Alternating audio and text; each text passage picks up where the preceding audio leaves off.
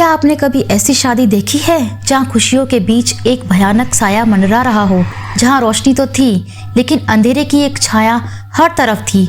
ये कोई आम शादी नहीं थी, ये थी एक ऐसी शादी जिसमें कुछ ऐसा हुआ जिसे सुनकर आपकी रूह कांप जाएगी।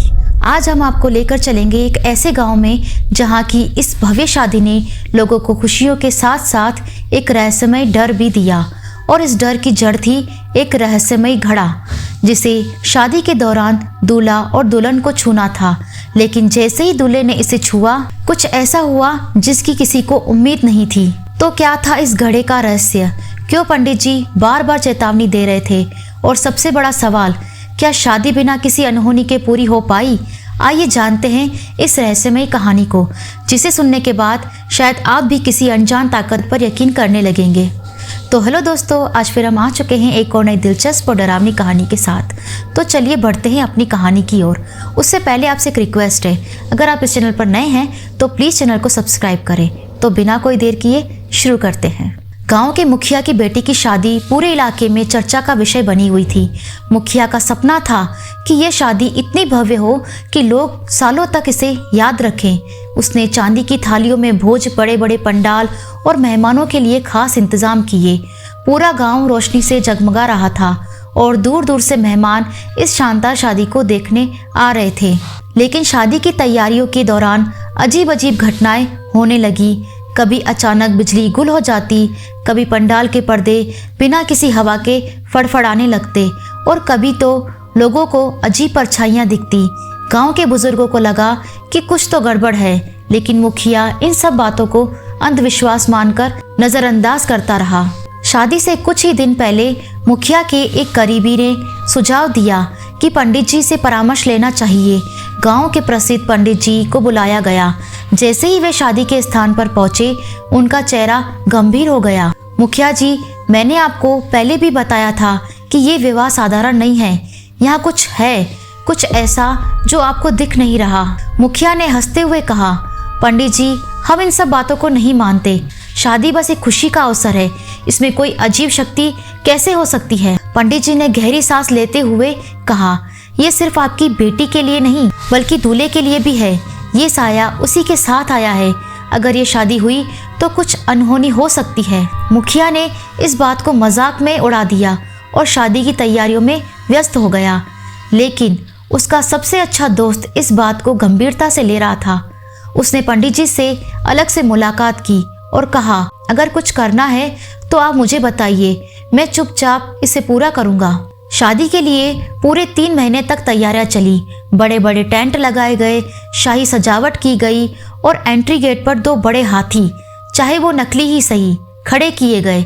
हजारों मेहमानों के लिए शानदार इंतजाम किया गया और मेहमानों के ठहरने के लिए एक अस्थायी महलनुमा ढांचा तैयार किया गया। लेकिन इन सब के बीच अजीब घटनाएं बढ़ने लगी। काम करने वाले मजदूरों ने शिकायत की कि रात में कोई अनजान साया टेंट के अंदर घूमता है।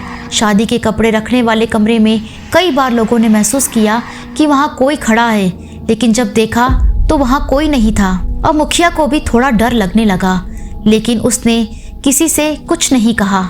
शादी से एक दिन पहले मुखिया के दोस्त ने पंडित जी के कहे अनुसार एक बड़ा घड़ा शादी की जगह पर रखवा दिया। ये कोई साधारण घड़ा नहीं था, बल्कि एक विशेष अनुष्ठान के लिए था। पंडित जी ने कहा, इस घड़े को शादी से पहले दूल्हा दुल्हन को छूना होगा और फिर इसमें मिठाई भर देनी होगी। जो भी इसको छुएगा उस पर यह प्रभाव डालेगा। लेकिन मुखिया जी को ये बात बताने की मनाही है। अब मुखिया जी का दोस्त उलझन में था, लेकिन उसने तय किया कि वो ये बात दूल्हा दुल्हन को बता देगा। शादी का दिन आ गया। पूरा गांव इस शादी को देखने के लिए उमड़ पड़ा था। जैसे ही दूल्हा दुल्हन मंडप पे पहुंचे, पंडित जी ने उन्हें घड़े को छूने के लिए कहा। दुल्हन ने तो इसे सहजता से छू लिया, लेकिन जैसे ही दूल्हे ने इसे छुआ, घड़ा तेजी से हिलने लगा। अचानक पूरे पंडाल में अजीब सी ठंडक फैल गई। दूल्हे के चेहरे पर पसीना आ गया और उसकी आंखें डर से चौड़ी हो गई। मुखिया ये देखकर गुस्से में आ गया। ये सब क्या हो रहा है? पंडित जी गंभीर स्वर में बोले, मुखिया जी, यही वो साया है जो दूल्हे पर है। इस शादी में बाधा डालने वाला कोई नहीं बल्कि वह शक्ति है जो उसे रोकना चाहती है। अब घड़े से अजीब अजीब आवाजें आने लगी। गांव वाले डरकर पीछे हट गए। पंडित जी ने कहा, जल्दी से इसमें मिठाई डालो और पीछे हट जाओ। मुखिया अब पूरी तरह से घबराया हुआ था। उसने पंडित जी की बात मानी और मिठाई डालनी शुरू कर दी। जैसे ही घड़ा बढ़ता गया उसकी आवाज हलचल कम होने लगी।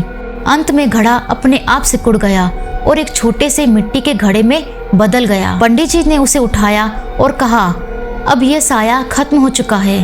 अब शादी बिना किसी रुकावट के पूरी हुई। मुखिया ने राहत की सांस ली, लेकिन उसके मन में एक सवाल था, आखिर ये था क्या? पंडित जी ने धीरे से कहा, कुछ सवालों के जवाब जानने की जरूरत नहीं होती, बस उन्हें खत्म करना ही सही होता है।